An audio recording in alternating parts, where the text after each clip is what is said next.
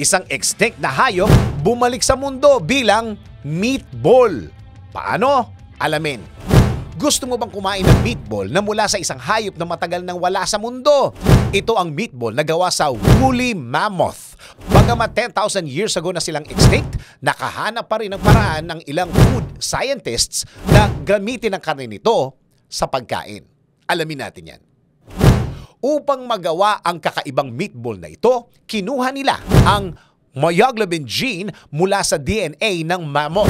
Ang myoglobin ay isang protina na nag-iimbak ng oxygen sa muscles. Bukod rito, ginamit din ng scientists ang genes ng African elephant, ang pinakamalapit na nabubuhay na kamag-anak ng mammoth. In-inject ito sa cells ng tupa. Curious ka ba sa naging lasa nito? Ako rin, dahil wala pang nakakatikim sa mammoth meatball. Dahil ilang taon nang walang protina na katulad ng sa mammoth, bawal pa itong kainin. Idadaan muna ito sa ilang safety tests upang matiyak na hindi allergic dito ang mga tao. Kaya kung may pagkakataon, susubukan mo bang kumain ng mammoth meatball?